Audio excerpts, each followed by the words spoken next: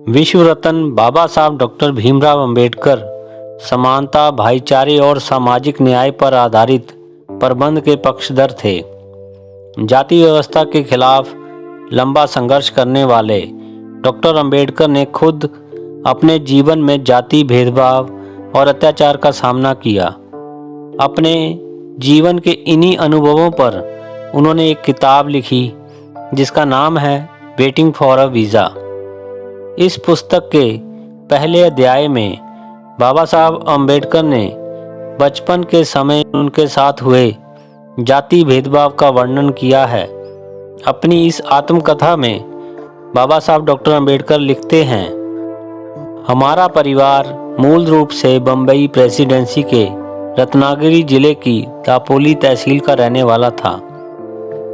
East India company के शासनकाल की शुरुआत से ही मेरे पुरखे अपना पैतृक काम छोड़कर कंपनी की सेना में नौकरी करने लगे थे। मेरे पिता ने भी परिवार की परंपरा का निर्वाह करते हुए सेना में नौकरी कर ली। वह एक सेना अधिकारी के पद तक पहुंचे और सूबेदार बनकर रिटायर हुए। रिटायर हो जाने के बाद मेरे पिता परिवार को लेकर दापोली आ गए।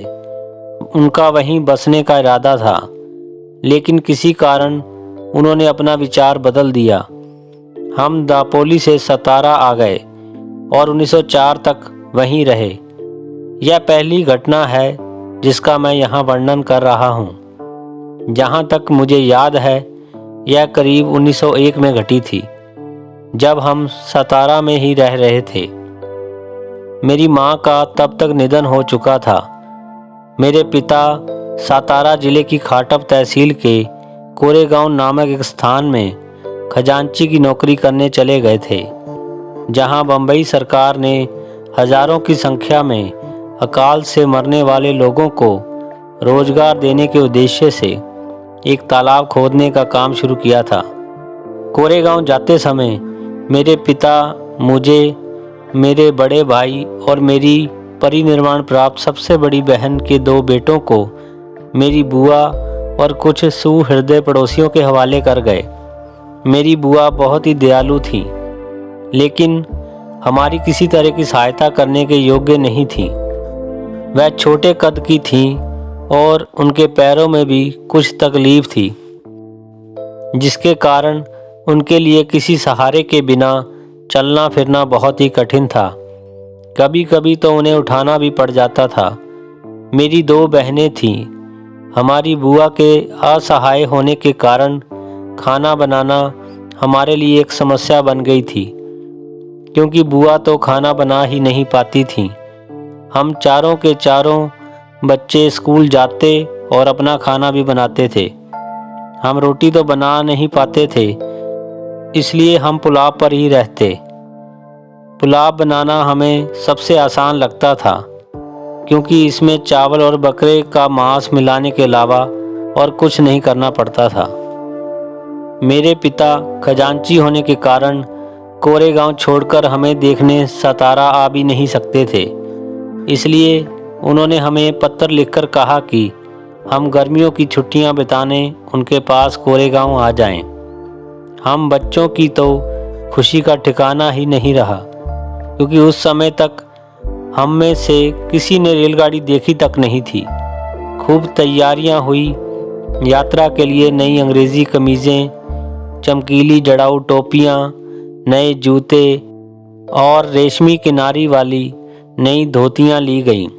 मेरे पिता ने हमारी यात्रा से संबंधित सारी जानकारी हमें दे दी थी और यह भी कहा था कि हम उन्हें अपने रवाना होने की तारीख बता दें, ताकि वह हमें लेने के लिए अपने चपरासी को स्टेशन पर भेज दें, जो हमें अपने साथ कोरेगांव ले जाएगा। इस योजना के तहत मैं, मेरा भाई और मेरा एक भांजा सतारा से चल पड़े। बुआ को हमने पड़ोसियों के हवाले छोड़ा, जिन्होंने उनकी देखभाल का वचन दिया। रेलवे स्टेशन हमारे घर से 10 मील दूर था। हमने स्टेशन तक का तांगा किया। हमने इस अवसर के लिए खरीदे खास कपड़े पहने और खुशी खुशी घर से चल दिए। लेकिन मेरी बुआ रो रही थी। हम स्टेशन पर पहुँचे तो भाई ने हमारे टिकट लिए और मुझे तथा मेरे भांजे दोनों को 2-2 आने जेब खर्च के लिए दिए, जिन्हें हम अपनी इच्छा के अनुसार खर्च कर सकते थे। पैसे मिलते ही हमने तो ऐश मनानी शुरू कर दी और सबसे पहले लेमनेड की एक बोतल खरीद ली। थोड़ी देर में ही रेलगाड़ी आ गई और हम लपक कर उसमें चढ़ गए कि कहीं वह हमें छोड़कर ही ना चली जाए। हमें पहले ही बता दिया गया था कि हमें मैसूर में उतरना है, जो कोरेगांव जाने के लिए सबसे निकट का स्टेशन था। रेलगाड़ी शाम को 5 बजे मैसूर पहुंची। हम अपना सामान लेकर वहां उतर गए। कुछ ही मिनटों में रेलगाड़ी से उतरे सभी यात्री अपने अपने ठिकाने पर जा चुके थे, लेकिन हम बेचारे बच्चे इस प्रतीक्षा में प्लेटफॉर्म पर खड़े रह गए कि पिताजी आएंगे या फिर उनका वह चपरासी आएगा जिसे भेजने का उन्होंने वायदा किया था। हमने बहुत देर इंतजार किया, लेकिन कोई नहीं आया। इस तरह हमें 1 घंटा हो गया। स्टेशन मास्टर हमसे पूछताछ करने आया। उसने हमसे टिकट मांगे। हमने उसे टिकट दिखा दिए। फिर उसने हमसे पूछा कि हम अभी तक वहाँ क्यों खड़े हैं। हमने उसे बता दिया कि हमें कोरेगांव जाना है और हम पिताजी या उनके चपरासी के आने का इंतज़ार कर रहे हैं, लेकिन उनमें से कोई भी नहीं आया है। हमने स्टेशन मास्टर को यह भी बता दिया कि हमें यह भी नहीं पता कि कोरेगांव पहुंचा कैसे जाएगा। हमने अच्छे कपड़े पहने हुए थे। हमारे कपड़ों और बोलचाल से कोई नहीं जान सकता था कि हम अछूतों के बच्चे हैं। स्टेशन मास्टर तो वास्तव में यही समझ रहा था कि हम ब्राह्मण बच्चे हैं। हमें इस बुरे हाल में देखकर उसे बहुत दुख हो रहा था। जैसे कि हिंदुओं में आम चलन है, स्टेशन मास्टर ने हमसे पूछ लिया कि हम कौन हैं। मैंने बिना कुछ सोचे समझे कह दिया कि हम महार हैं। महार उन समुदायों में से एक हैं जिन्हें बम्बई प्रेसिडेंसी में अछूत समझा जाता है। यह सुनकर वह स्तब्ध रह गया। अचानक उसके चेहरे की रंगत ही बदल गई। हमें साफ दिखाई दे रहा था कि घृणा के एक विचित्र भाव ने उसे जकड़ लिया था। मेरा जवाब सुनते ही वह अपने कमरे में चला गया और हम अपनी जगह खड़े के खड़े रह गए। इस तरह 15-20 मिनट बीत गए। सूरज ढलने को हो गया था। ना तो पिताजी आए और ना ही उन्होंने अपने चपरासी को भेजा, और अब स्टेशन मास्टर भी हमें छोड़कर चला गया था। हम बहुत चिंता में थे और यात्रा शुरू होने पर जो आनंद, जो खुशी का हम अनुभव कर रहे थे, वह अब हवा हो चुका था और उसकी जगह नितांत उदासी ने ले ली थी। आधे घंटे के बाद स्टेशन मास्टर वापस आया और हमसे फिर पूछने लगा कि अब हमारा क्या इरादा है। हमने कहा कि अगर हमें कोई बैलगाड़ी किराए पर मिल जाए तो हम कोरेगांव चले जाएंगे, और अगर यह बहुत दूर नहीं है तो हम इसी समय यहाँ से चल पड़ेंगे। वहाँ किराए पर चलने वाली बहुत सारी बैलगाड़ियाँ मौजूद थीं, लेकिन मैंने स्टेशन मास्टर को जो उत्तर दिया था कि हम महार हैं, उसके बारे में सभी बैलगाड़ी वालों को पता चल चुका था और उनमें से कोई भी अछूत जाति की सवारियों को अपनी गाड़ी में बैठाकर अपने आप को अपवित्र या अपनी मान मर्यादा को नष्ट करने को तैयार नहीं था। हम दोगुना किराया देने को भी तैयार थे, लेकिन पैसों से भी बात बनती नहीं दिखाई दे रही थी। हमारी ओर से बातचीत कर रहे स्टेशन मास्टर की समझ में भी नहीं आ रहा था कि आखिर क्या किया जाए, इसलिए वह चुपचाप ही खड़ा था। अचानक जैसे उसे कोई युक्ति सूझी और उसने हमसे पूछा, तुम गाड़ी चला सकते हो? यह सोचकर कि वह हमारी मुश्किल का कोई समाधान निकालने की कोशिश कर रहा था, हम बोल पड़े, हाँ चला सकते हैं। यह उत्तर मिलने पर वह बैलगाड़ी वालों के पास गया और उनके सामने हमारी तरफ से यह प्रस्ताव रखा कि हम गाड़ी वाले को दोगुना किराया देंगे और गाड़ी भी खुद ही चलाएंगे और बैलगाड़ी वाला हमारे साथ साथ पैदल चलेगा। एक गाड़ी वाला इस शर्त पर सहमत हो गया क्योंकि इससे उसे पैसा कमाने का भी अच्छा मौका मिल रहा था और उसके अपवित्र होने का डर भी नहीं था। शाम करीब 6:30 बजे हमारे चलने की तैयारी हुई, लेकिन स्टेशन छोड़ने से पहले हम यह पक्का जान लेना चाहते थे कि क्या हम अंधेरा होने से पहले पहले कोरेगांव पहुंच जाएंगे। इसलिए हमने बैलगाड़ी वाले से पूछा कि कोरेगांव कितनी दूर है और वह हमें वहां कितनी देर में पहुंचा देगा। उसकी बात का विश्वास करके हमने अपना सामान बैलगाड़ी में लादा और स्टेशन मास्टर को धन्यवाद देकर हम उसमें बैठ गए। हम में से एक ने बैलगाड़ी की लगाम थाम ली और बैलगाड़ी चल पड़ी। गाड़ी वाला हमारे साथ साथ चल दिया। स्टेशन से कुछ दूरी पर ही एक नदी पड़ती थी। यह एकदम सूखी हुई थी, बस कुछ जगहों पर छोटे छोटे गड्ढों में पानी भरा था। गाड़ी वाला हमसे बोला कि तुम लोग यहीं रुककर खाना खा लो क्योंकि आगे कहीं पानी नहीं मिलने वाला। हम उसकी बात मान गए।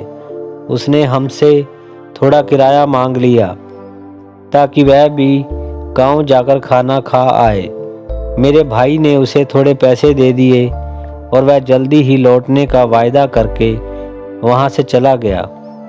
हमें बहुत ज़ोर की भूख लगी थी, इसलिए हमें खुशी हुई कि चलो कुछ खाने का मौका तो मिला।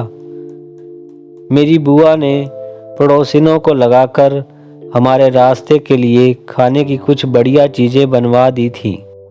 हमने अपनी खाने की टोकरी खोली और खाना खाने लगे। हमें निवाला निगलने के लिए पानी की ज़रूरत महसूस हुई। हम में से एक लड़का पास ही नदी की तली में इकट्ठा पानी के गड्ढे से पानी लेने चला गया, लेकिन यह पानी असल में पानी नहीं था। पानी के नाम पर वहाँ कीचड़ और उन गाय भैंसों व पशुओं का मल मूत्र जमा था जो वहाँ पानी पीने आते थे। असल में वह पानी इंसानों के प्रयोग करने के लायक नहीं था। उसमें से इतनी तेज दुर्गंध आ रही थी कि हमारे लिए उसे पीना संभव नहीं था। इसलिए मन भरने से पहले ही हमें अपना खाना बंद कर देना पड़ा और हम गाड़ी वाले का इंतज़ार करने लगे। बहुत देर हो गई, वह नहीं आया। हम चारों ओर बस उसे देखते ही रहे। आखिर में वह आ पहुंचा और हमने आगे की यात्रा शुरू की। कोई 4-5 मील तक तो हमने गाड़ी हाँकी और वह साथ साथ पैदल ही चलता रहा।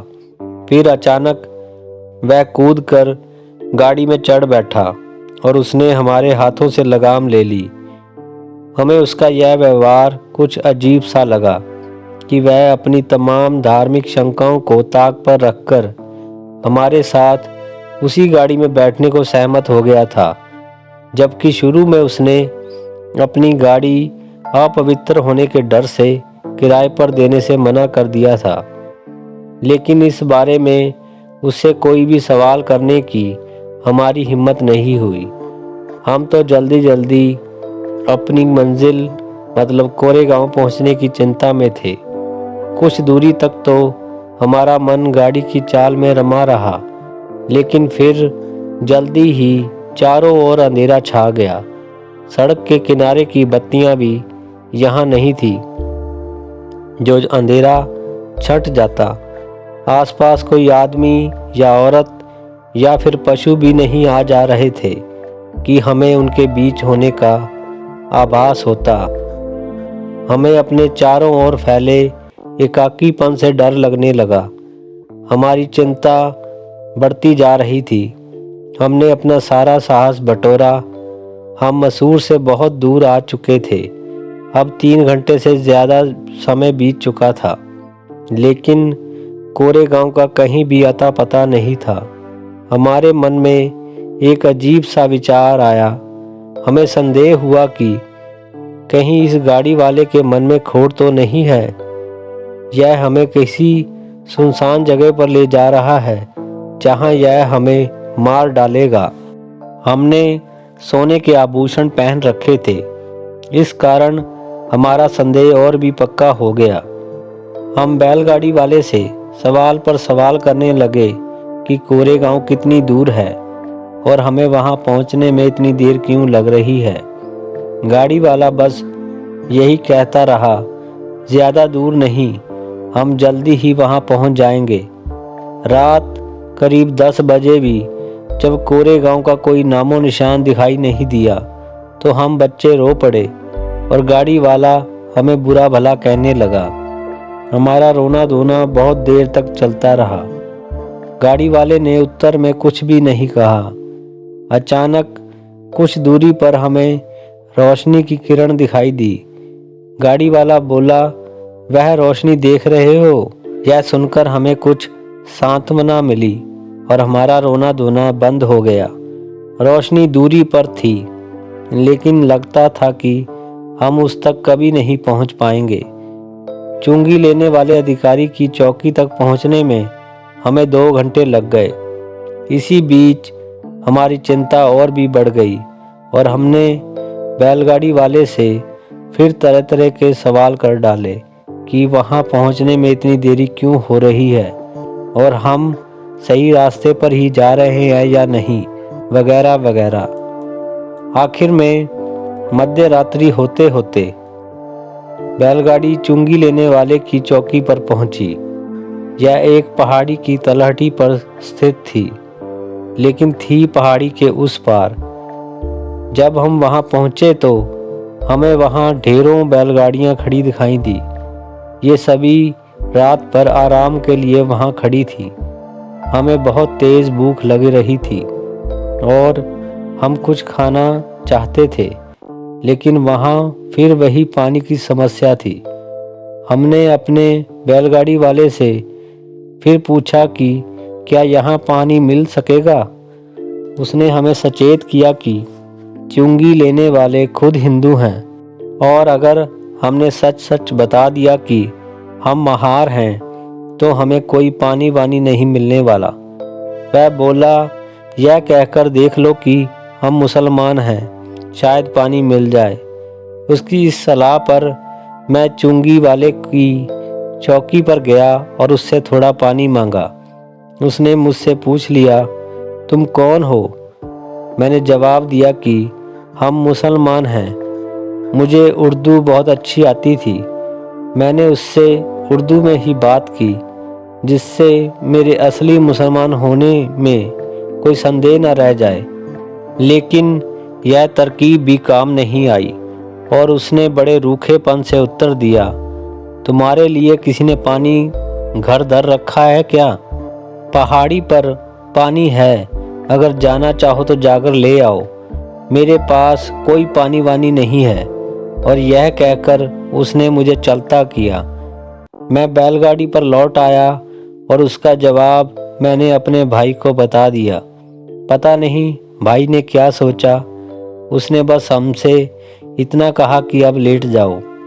बैलों को गाड़ी से अलग कर दिया गया और गाड़ी को इस तरह खड़ा कर दिया गया कि उसका पिछला हिस्सा ज़मीन से टिका रहे और अगला भाग हवा में ऊपर उठा रहे। हमने अपने बिस्तर बैलगाड़ी के अंदर सबसे नीचे के तख्तों पर लगा लिए और अपने शरीर को आराम देने के लिए उन पर लेट गए।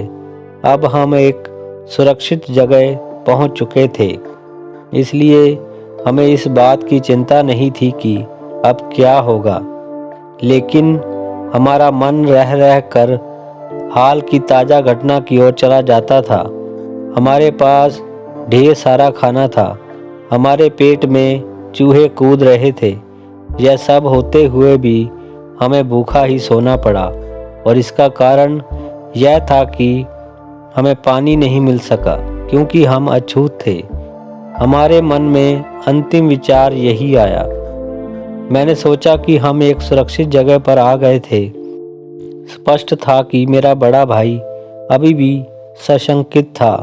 उसने कहा कि हम चारों का एक साथ सो जाना समझदारी नहीं होगी, कुछ भी हो सकता है। उसने सलाह दी कि एक बार में हम में से 2 को सोना है और 2 को चौकीदारी करनी चाहिए। इस तरह हमने वह रात पहाड़ी की तलहटी में बिताई। सुबह 5 बजे हमारा बैलगाड़ी वाला आ गया और बोला कि हमें तुरंत कोरेगांव के लिए चल देना चाहिए, लेकिन हमने साफ इनकार कर दिया। हमने उससे कह दिया कि हम 8 बजे से पहले बिल्कुल नहीं हिलेंगे। हम कोई जोखिम मोल नहीं लेना चाहते थे। गाड़ी वाला कुछ नहीं बोला। इस तरह हम वहां से 8 बजे चलकर 11 बजे कोरेगांव पहुंच गए। मेरे पिताजी हमें देखकर हैरान रह गए और उन्होंने हमें बताया कि उन्हें हमारे आने की कोई सूचना नहीं मिली थी। हमने उन्हें बताया कि हमने सूचना दी थी, लेकिन उन्होंने किसी भी प्रकार की जानकारी मिलने से इनकार कर दिया।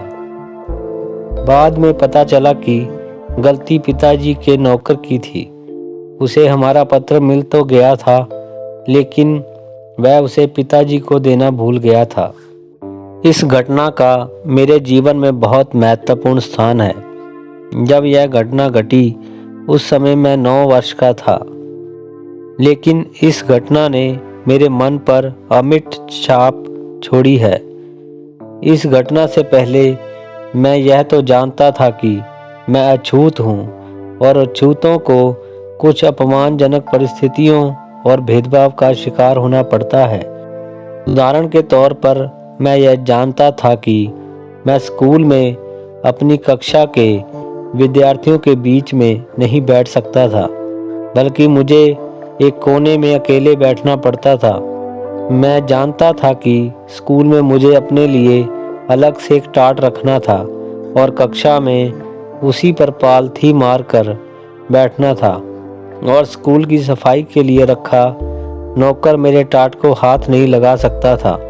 मुझे उस टाट के टुकड़े को रोज़ाना शाम को घर ले जाना होता था और अगली सुबह वापस स्कूल आना होता था। स्कूल में भी मुझे पता रहता था कि स्वर्ण वर्ग के बच्चे प्यास लगने पर नल खोलकर अपनी प्यास बुझा सकते थे।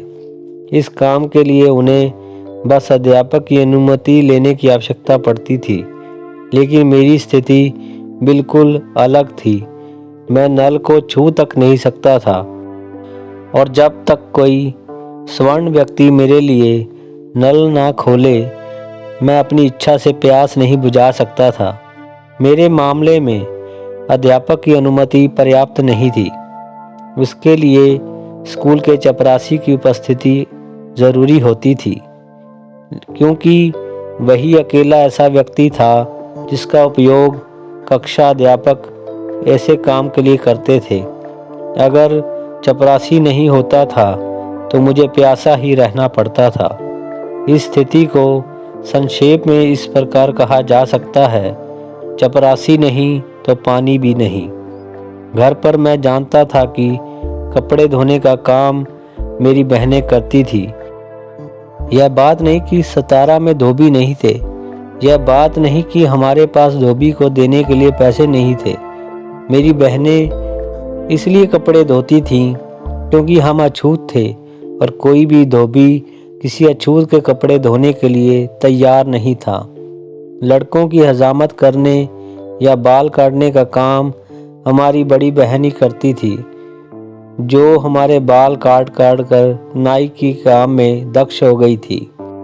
यह बात नहीं थी कि हमारे पास नाई को देने के लिए पैसे नहीं थे। हजामत बनाने और बाल काटने का काम मेरी बहन इसलिए करती थी क्योंकि हम अछूत थे, और कोई भी नाई किसी अछूत के बाल काटने को तैयार नहीं था। मैं यह सब जानता था, लेकिन इस घटना से मुझे ऐसा झटका लगा जैसे पहले कभी नहीं लगा था, और इस घटना ने मुझे छुआछूत के बारे में सोचने को मजबूर कर दिया, जो इस घटना से पहले मेरे लिए उसी तरह एक आम बात थी। जैसी यह बहुत सारे सप्रेष्यों और अछूतों के लिए थी।